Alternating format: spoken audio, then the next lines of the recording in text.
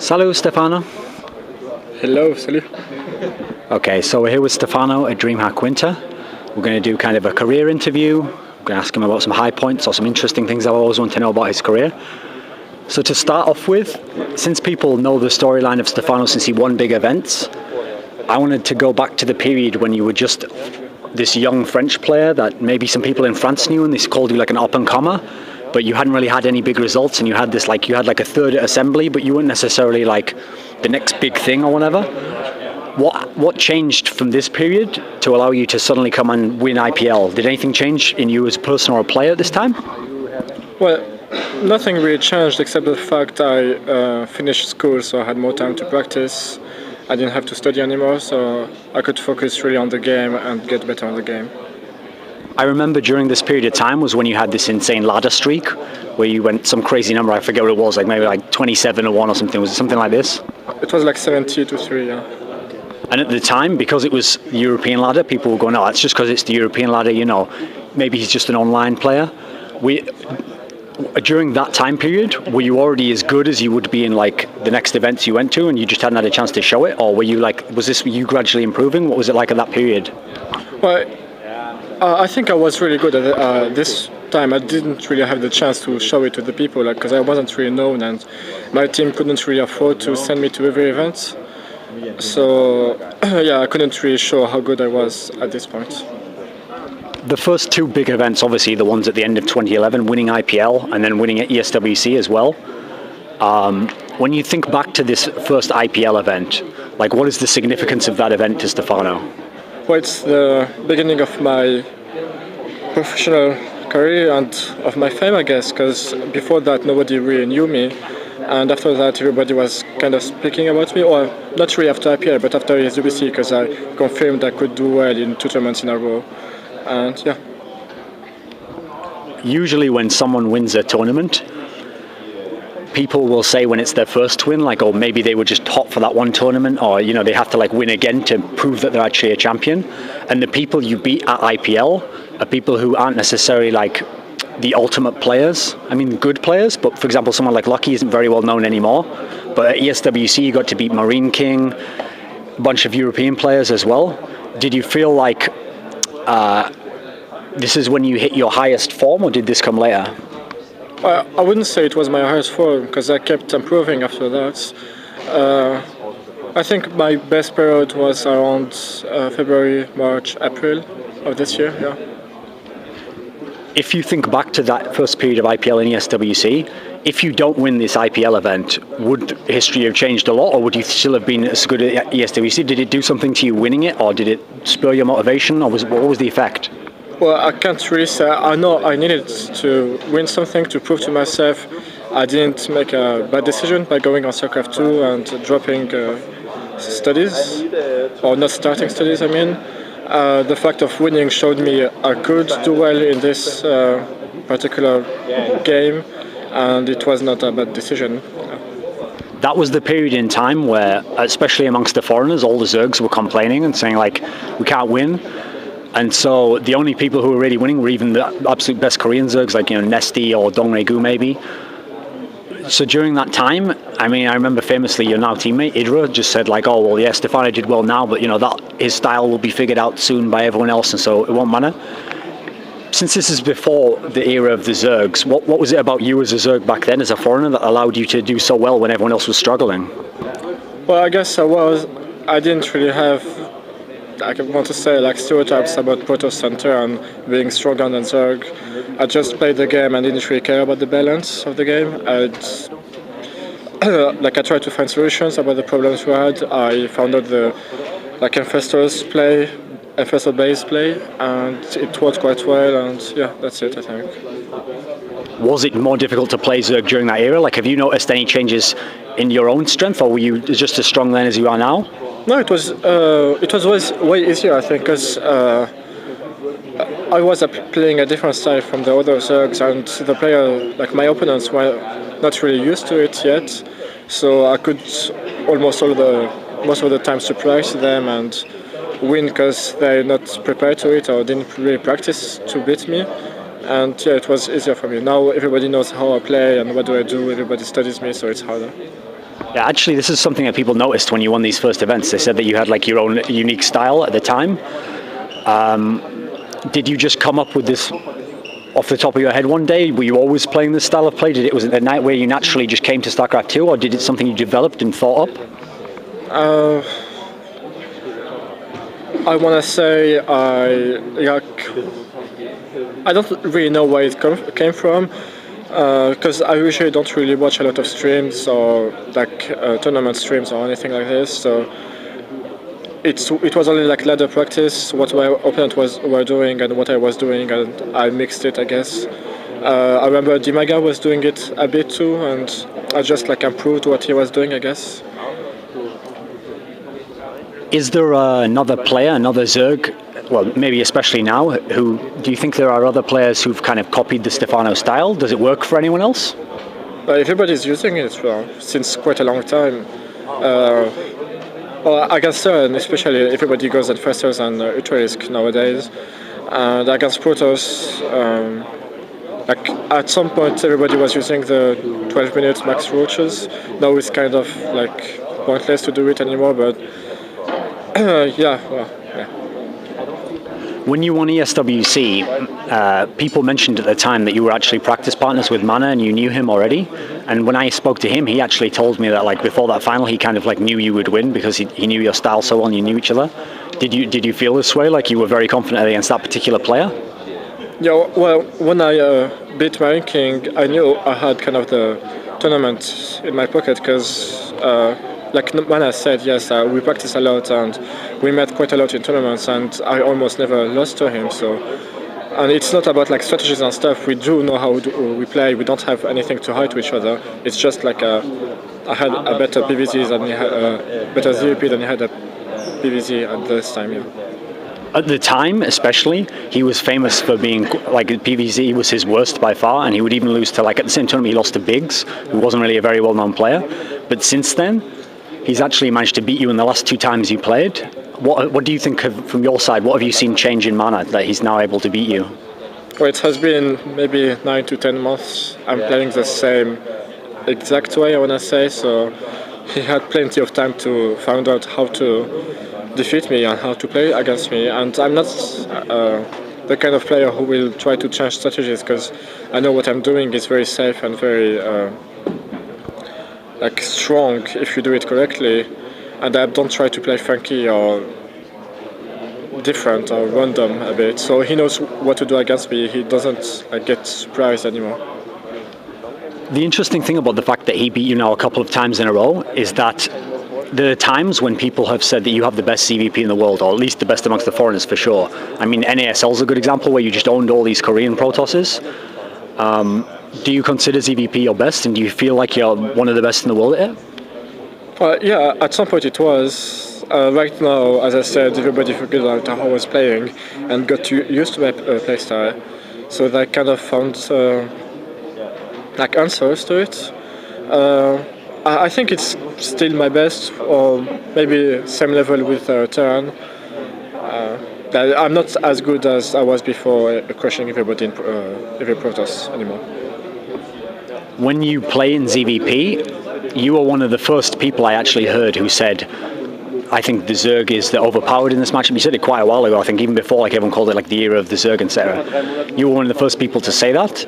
So is this something you still think now, even with the Immortal all-ins that seem to be working for the Protoss players? How do you think the balance is at the moment in that matchup?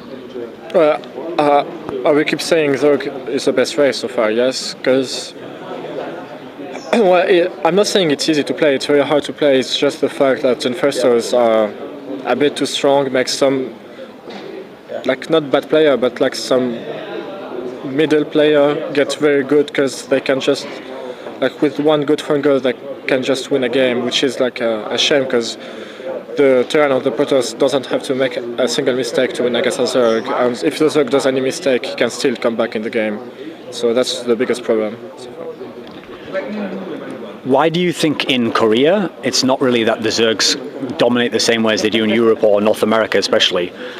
Because I mean, the best Protoss and the best Terran in Korea can still beat all the best Zergs there pretty much. You agree with this? Why do you think it is? Well, I have absolutely no idea why. Lately, the Protoss have been doing very well, I think, against Zerg, or better at least than they used to. Again, I think they just got used to our style because we don't have like any more like surprising stuff for them. They know what to do and when to do it, and they are very careful. Like especially the best players in the world, they don't do the kind of mistake like European or American Protoss would do. Like they don't give the opportunity for the Zerg to like get this situation where he can like fungal once and kill everything, and yeah, that's basically it, I think. There was a game where Mana played against Bly, and Bly beat Mana, and you made a comment on Twitter, something along the lines of like, you played really well, Mana, that was disgusting. Were you just joking, or is this an example of where you think that like the Protoss could play really, really well, but the Zerg was a bit embarrassed in this case? Do you remember it? It wasn't sarcasm or a joke. I really thought he played better than Bly. But the thing about Bly is he plays very strange, like all-in, or not even all-in, he just like...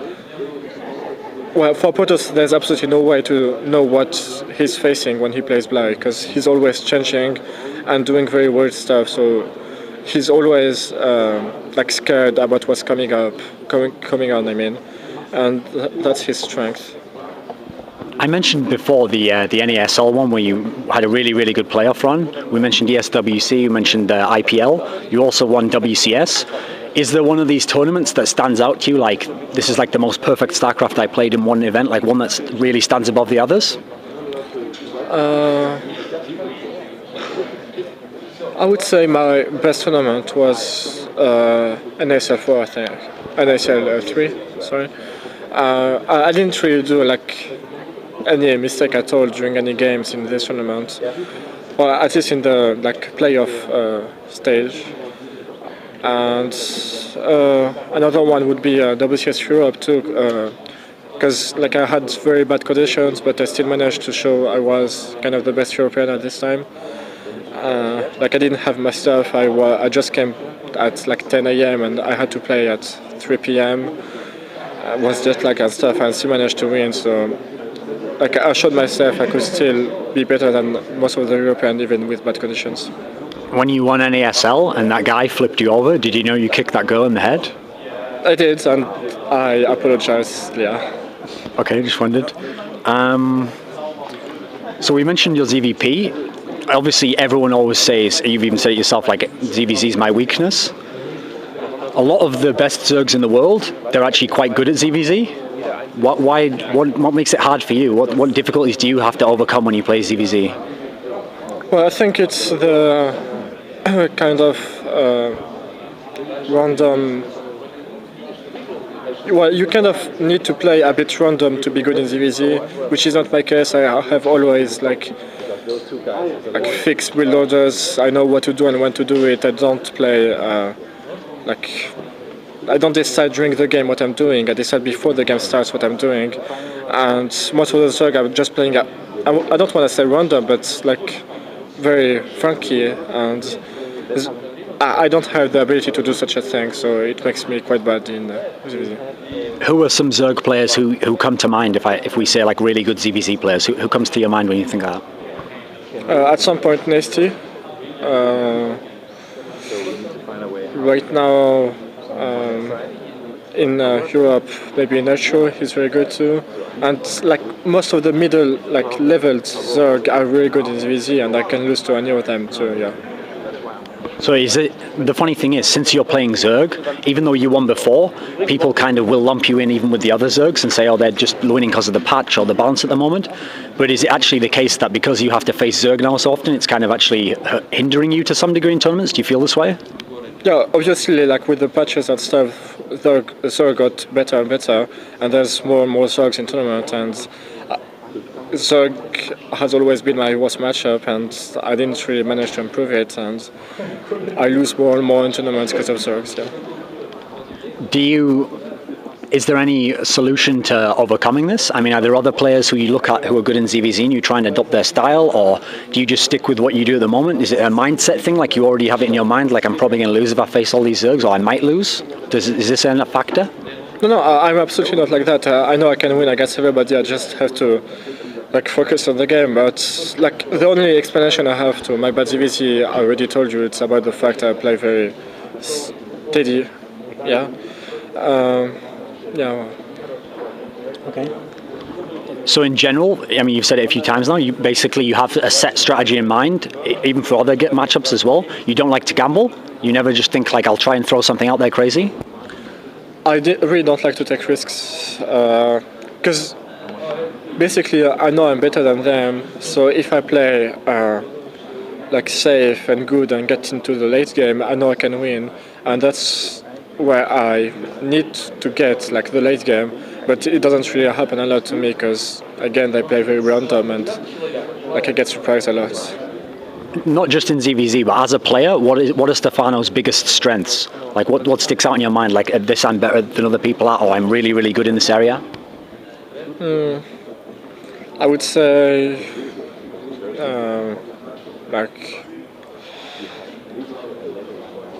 let me think.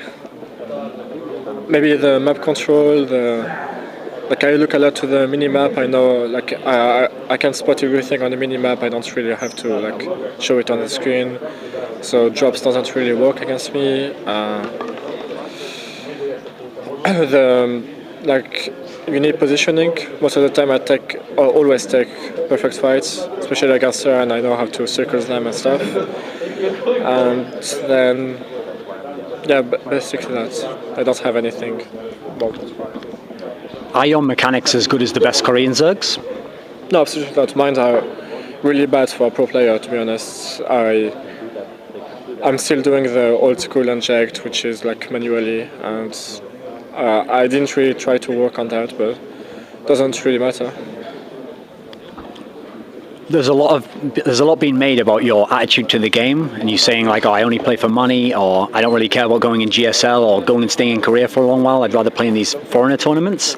Is this something you decided early on? Did you decide it recently because you've won so many foreign tournaments? What was the motivation behind this mindset?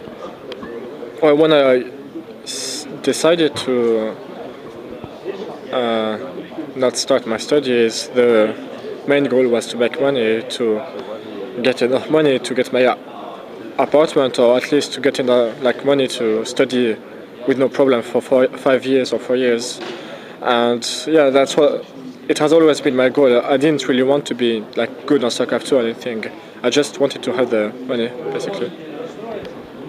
You must know that because you've won so many foreigner tournaments, the foreign fans look at you as the hope of the foreigners. He could be the best player in the world.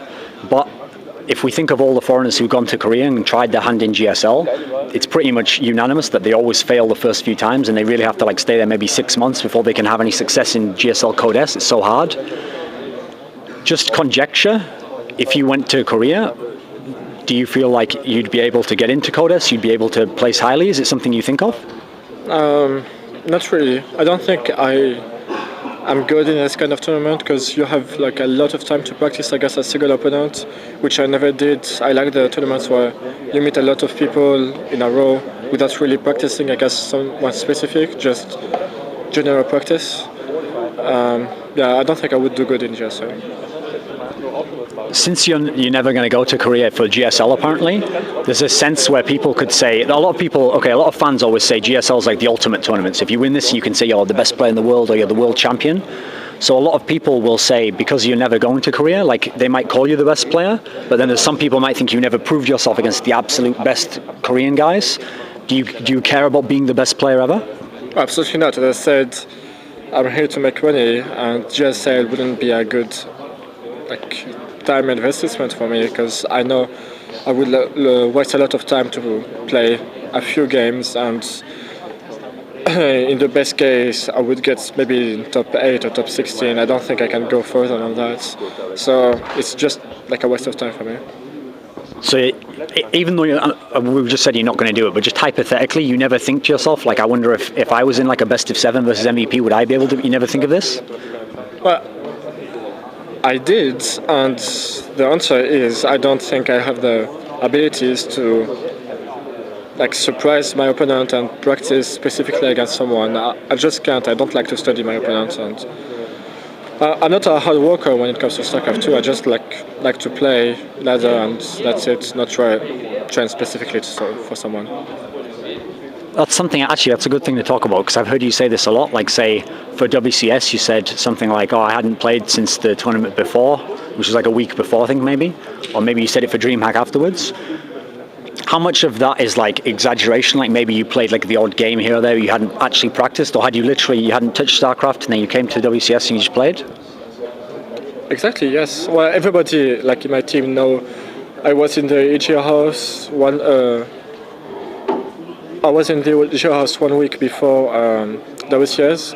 Then I went to Los Angeles for 1 week for holidays, and straight from there I went to WCS, and I didn't practice at all. Everybody knows it, and like I don't hide it, I don't lie, I just tell the truth.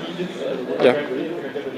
Well, if we think of other foreigners who are considered top foreigners, someone like Naniwa, he practices all the time, still sometimes he loses, he had bad tournaments. Someone like Kaz practices all the time, but when he gets into big tournaments he tends to crumble later on. So if you don't play at all, then are you the most talented foreigner then? Not really, I think I just not talented, but like I know how to approach the game. Well, at least I used to. Lately I'm doing quite bad, even though I still don't practice. I just had a very good psychological mindset, I think. I just didn't try hard to be better, I just was better, that's it. Like I didn't get disappointed if I lost, I didn't get really happy if I won, because I knew I didn't work for it, and yeah, well, I don't have to answer to that, yeah. It seems pretty obvious from some of the foreigners that even if they say, oh, I'm really confident I can beat all the Koreans, you can tell from the way they play or when they lose, like maybe they have a psychological disadvantage or they have some block, like they think of someone like MVP as like some godlike player who they can't get to that level. I heard you say like you don't care who the opponent is, etc. Does this mean you're confident in the sense that you think, oh, I'm a favorite versus everyone, or you literally don't care, like you might be an underdog, but it doesn't matter? What is it like in your own mind in that sense? Well, the thing is, I try to convince myself everybody is at the same level, because like thinking about someone stronger than you makes you either very like trying very hard to beat him, which usually makes you make a lot of mistakes, stupid mistakes, or either I actually don't remember the beginning of my sentence. What did I say? If you think that they're better than you, then you'll make stupid mistakes or something? Yeah. Well, okay, yes, just keep that. Okay. Is this mindset something that you just came to one day, like you had an epiphany, like this is the way I should play, or were you always like this as a person? Like when you were a boy, if you played games, did you have this mentality? Not really, or maybe. Yeah, it came when I was young. I just like didn't really get affected by external things, I want to say. Like, yeah, but it's very personal, so yeah, that's it. Okay. For a lot of foreigners, to even win one tournament is like a huge deal in their career. You've already won like 4 or more. You're saying, from the way you're describing it there, it sounds like you don't get that down when you lose. Do you get really high when you win? Or are you kind of even-keeled all the time? It stays quite even, because I try not to show my emotions when I win too, because I just don't like it. Like, obviously I'm happy, I will smile, but I won't like go crazy, and yeah, that's it. Are you a player where, in terms of opponents, they have to like earn your respect, or are you a guy who has no ego? You don't mind someone who's never won a tournament or placed highly? You don't underestimate them at all? Are you someone where they have to kind of prove that they're good enough before you'll give them that, in your own mind, that footing? I don't think anyone wants my respect or anything. I don't have this like image of someone like who's higher than everybody. I'm just like I act very like normal with every player, and I'm not cocky, I must say, just yeah. A lot of people, especially Europeans, don't like the American or North American style of tournaments, these structures of these huge brackets, or you have to qualify online, etc. these seem to be where, in general, you're very consistently placing highly. Even the ones you don't win, you've often come like top 6, etc. Is there something about this structure that you enjoy more, where you have to play a lot of opponents, but maybe you don't know who it is until like half an hour later? But it's obviously better than me, because as I said, I always practice for general practice. I mean, so like I don't mind meeting a lot of people, and most of the Korean are used to practice against one single player, so they can get surprised very easily by some random guy in the open bracket and stuff, and most of them will drop out, and then it's an easy way for me, like, yeah. The way you're describing it, it sounds like you're at your best when you're just kind of, you get into a rhythm at a tournament. Like at this tournament, I'm playing really well, and I just get this next opponent, I beat him, I beat the next one. It's not like everything's super planned out and you have to have everything be perfect. Does this mean that when you win a big event, you kind of have a sense during the tournament, like I'm in top form now? Do you get this sense, or have you sometimes felt like you weren't doing that well and you still won the tournament? Well, I don't really know before the tournaments how I'll be doing. I usually know it during the like first matches. I see how I'm playing, even though like I lost or like even if I did lose the first match, I know if I can still do good or not. Yeah. Even though you've won so many tournaments, is there one that sticks in your mind where things were going great to a certain point? Maybe you got deep in the tournament and you thought like I'm going to win it or I should win this, and then things went wrong. Is there one that sticks to mind when I say that? Yeah. Dreamhack Summer, last Dreamhack Summer, when I lost to Mana. That's the main one? That's the only one, yeah. Okay. If I mention some Zerg, do you watch GSL at all, ever? Do you ever watch VODs of the Korean players? Okay, so only people you've played against are the ones that you know of the Koreans? Well, if I name some Zergs, can you tell me from your perspective like what they're good at or what you think of their style? So let's say VortiX, he's like a new guy, you've played him. What do you think of him? I think he's good for the amount of time he practices, because I heard he was still studying with his brother too. He's good at what? He's good at using effectors, I guess. I don't have any answer. I don't really know him well. I just met him twice, so I don't. Just being absolutely objective, no offense intended to VortiX. Is he like in the category of patch-zerg? Yes. I mean, I don't know if you want to name any names, but are you one of these people who definitely thinks of a certain type of player over the last 6 months, that this is a patch-zerg? Are the people who come to mind as like these are the patch-zergs over the last few months, or do you think some of these guys would have risen up anyway? I don't understand the question. Are there other players, maybe like VortiX, who they've had really good results only over the last, say, 6 or 5 months, and you're thinking of them like these are patch-zergs? Because some other people say you shouldn't use that term, and you should, maybe they would have gotten really good anyway. Maybe they just practiced a lot. Maybe or maybe not, but the fact that so many Zerg players just got better suddenly proves there's like a patch-zerg thing. I don't want to name anyone. There's a lot. Everybody knows it. So yeah.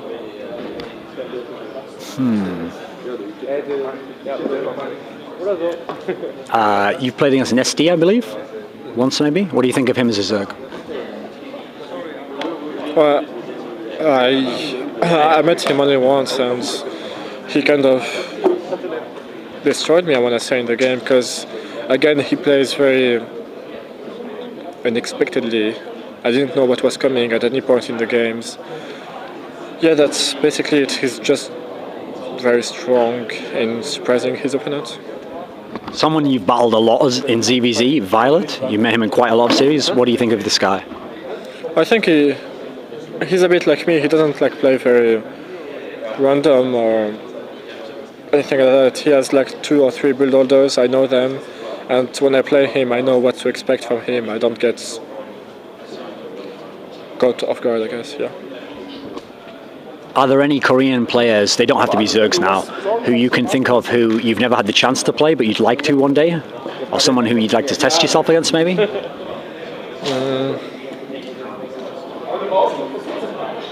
So far not really. Maybe the GSL players are already saying they're kind of the best Koreans right now.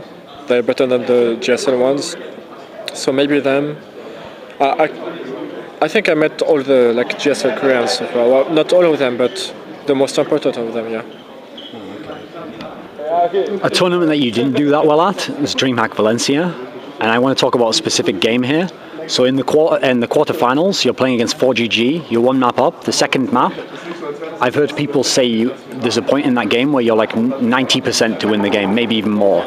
You've like destroyed all his army, I think, and then you chose to drone up, and then he attacked you suddenly. Is this? You remember the game I'm talking about? People said it was like a throw from you, basically. You had a position where you could have killed him, and then you decided to drone, and he attacked you instead. You don't remember it at all? That's true. I can't remember the games. I know I did a lot of mistakes. I know I was one game up, and I lost 2 in a row, but I can't remember the game, to be honest. Ah, okay. Well, aside from not remembering the game, I mean, if you'd have won this game, you would have played the STC in the semi-final. Someone you've beaten, I think, every time you've played him, maybe? Yeah, I did beat him always, yeah. Okay, so my question is, this tournament, Dreamhack Valencia, and then also ESWC, there was a point in the playoffs when people looked at the bracket and they said, oh, these are Stephano's tournaments to lose. Like, he should win from the way the brackets go. Did you feel this way in either of these two tournaments, this last ESWC in Valencia?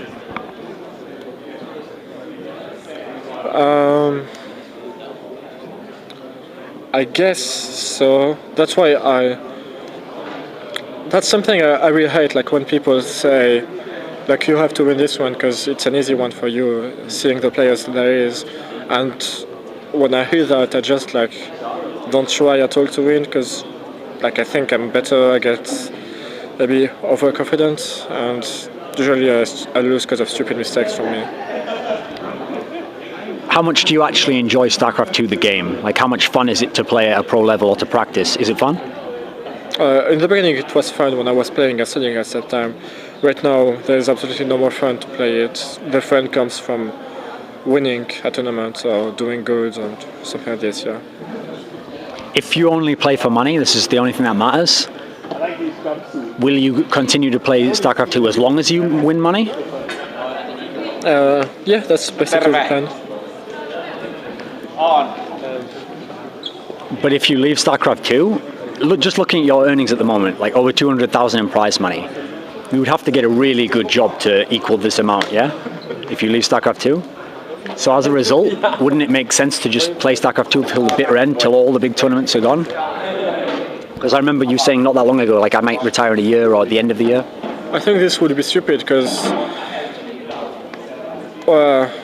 I don't have any name in mind, but I don't think anyone have always been good for years and years on a game. Like, maybe I can speak about Grubby, who was very good on Warcraft 3, and on StarCraft 2 he's just like a middle player. Even though he has like a good reputation and stuff, he's not making the money he was on Warcraft 3.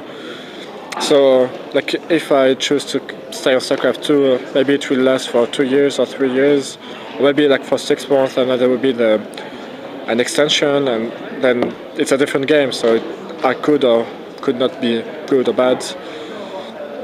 So it's very, like, risky and stressful life to know, like, you can just drop out of the, like, good players at any time. So I think it's a correct decision to, like, know when to stop and how to stop. Since I asked you about the side of things of if you don't go to Korea, some people will say you never proved yourself or whatever, but you can win all this money. I want to flip that reverse now. So you've won over 200,000, yet there are some players in Korea, like MVP is a good example, who very rarely actually goes to foreign tournaments. And so even though he wins all these GSLs, someone could probably make the case maybe he could win more money if he only went to MLG, IPL, every one of these tournaments. Are you surprised that the absolute top Koreans don't all just come to every MLG, every IPL? No, I think it's a normal decision, because the more tournaments you do, the more people know how you play, and the harder it is to to keep strategies secret. Because if you play in MLG and you get in finals, you will use everything you know to win the finals, even though it's like at some point it was only like $5K to win an MLG. And like in a GSL, you just have to save strategies for one tournament, and you can win. I actually don't know how much you win in GSL, but I think it's 40,000. Yeah. Something like that. Well, yeah, that's it. It's like you can understand this decision, yeah. Since you say then money's the main goal, wouldn't it actually sometimes make sense to, I'll give you an example. Say there's two tournaments going on at the same time, like there's two tournaments going on right now and there was ESWC and MLG were at the same time. Wouldn't it always make sense to attend the one that has the less good players? I mean, basically, by your strategy, isn't Sase actually the smartest foreigner by going to some event in China, winning 10k versus nobodies, versus everyone who went to MLG, having to battle this massive bracket? It is, well, I usually not go, I don't go to the tournaments who are like totally unknown. Like, my team wouldn't send me there because like I need like some vision when I do a tournament. But for example, I had a choice between ESWC and MLG Dallas, and obviously I chose ESWC because the money was easier. Well, I did fail, but I could have won like 20k, while in MLG there was like 10 Korean, I think, and open bracket and stuff, so it would have been way harder for me. So it really didn't have anything to do with it was in France and you were the defending champion and all these PR things? It was, well, obviously like I wanted to defend my title, but it wasn't the main objective, it was just easier money, basically. Something you brought up at this last ESWC actually, you mentioned that you could hear the commentators in one of the games, I forget at what point. This is something I've heard people complain about this newer ESWC organisation, even the year before, that sometimes you could hear on stage French commentary. I don't know if they were talking about you or just people in general. Is this the case that there's problems? And is it just this one event that's having the problems, or does the same thing happen at MLG events or IPL, etc.? No, it's, well, there has been issue in other events, but ESWC was kind of the worst. Like when we speak about the commentaries, I could hear what was said, but like I had to stop playing to hear what was said. Obviously I didn't, but like I always did before the match started. I can hear what's happening and I post the game, and I didn't really fix it, so it's not my fault, it's their fault. Yeah, it's a shame, but well, I think people know I wouldn't cheat like in life in front of thousands of people. As weird as this may sound, when I've talked to other people about the same issue, being able to hear commentary, they've actually said that it can kind of mess your game up, because since some of the commentators aren't necessarily so strategically good, they'll be saying things like, oh, Starport is doing this or whatever, and you'll think you might adapt your play, not you in general, but whoever's listening, and they might actually end up sort of getting owned by doing the wrong strategy. Is that the case? Like, do you have to just block it out completely? Yes, sometimes you can get misled or misled by this stuff. So I just try not to listen to it, nothing. Yeah, it's a bad idea. How much is StarCraft 2 about skill and how much is it about strategy? Like how does it balance go, do you think?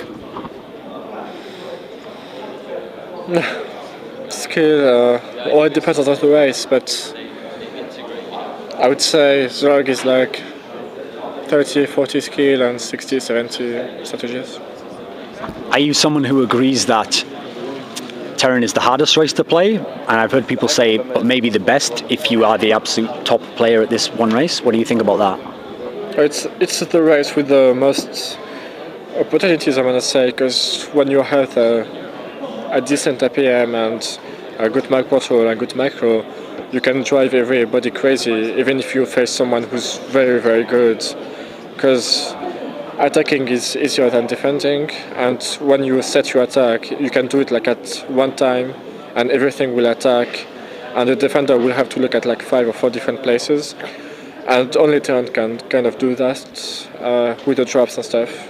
Zerg can't really do this. Protoss can drop with a Warprince, but it's like 2 locations only. Yeah. In the early days of StarCraft 2, people complained that Terran was too powerful. There was a very brief period, I think in 2011, where people said Protoss is the best race. Now people say it's the era of the Zergs. Can you pick out any time in StarCraft 2 when you think like, maybe not ideal balance, but the best balance? What comes to mind is like the period that was the most balanced, do you think? Oh, it would be before the last 2 patches for Zerg, I think. When the game wasn't really balanced, Zerg was... Terran haven't been like imbalanced at all during StarCraft 2, I think. Well, at some point tanks were doing like 55 damage, or I think after this patch the game was kind of balanced. We didn't just have the strategies as Zerg player or Protoss player to defeat it. We just needed some time to think about it, yeah.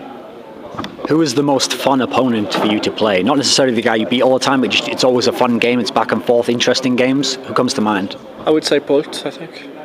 Why do you think? What does he bring to the game? We met a lot in tournaments, and the games were always close, and we won.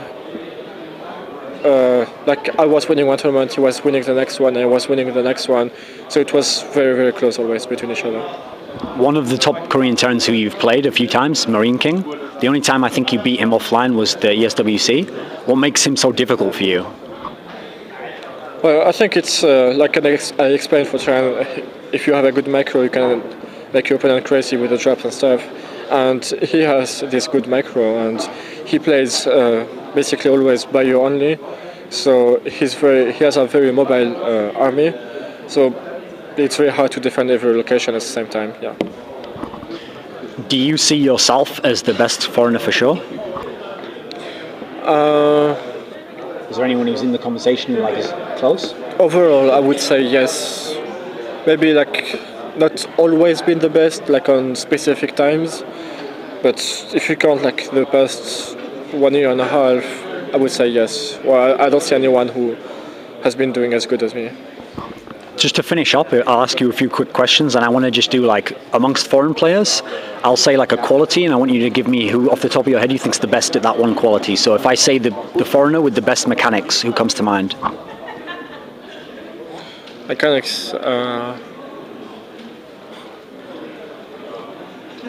would say,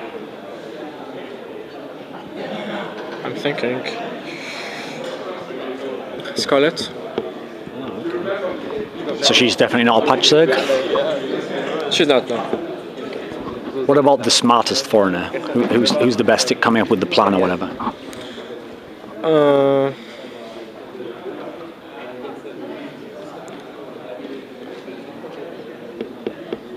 Let me think.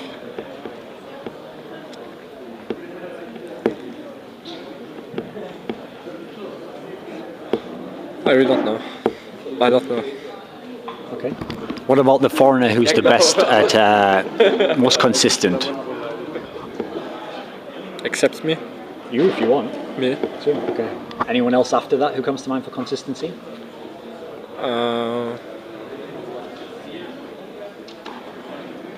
NesTea, I think. Yeah. Oh, okay. NesTea. What about the foreigner who's the best at keeping the cool, good under pressure? Clutch. Me. Anyone after you? I don't know. I see everybody no. I think I'm the best at that. So. Do you think that's an area where foreigners are particularly more weak, that they crumble more? Compared to Koreans, they are very weak on this point. Koreans don't. I don't want to say they don't have feelings, but at least they don't show it during the games, and they don't really care. Maybe after the games they get disappointed, but during the games, no. Can you think of any reason as to why they're just mentally stronger? Is there something that causes it, do you think? I guess that they worked on that. I don't know, they just have perfect conditions for the game and team house and coaches. Maybe they just work on it. Yeah. Okay, one last thing for a foreigner. Who is the foreigner who's the best at pulling out the crazy comeback where they should be dead but they can somehow come all the way back?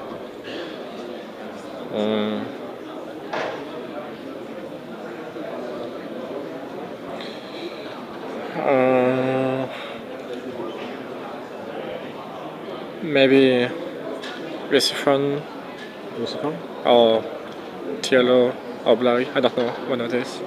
Okay, I have one last question. Thinking of Lucifron and VortiX, when you were in this WCS Europe and they had this big, every game was on stage and you had to do all these interviews before, you were doing a good job of being a showman. You were saying stuff like, oh, I'm just playing this Zerg guy, I think now in the final, and people thought you were being a bit cocky.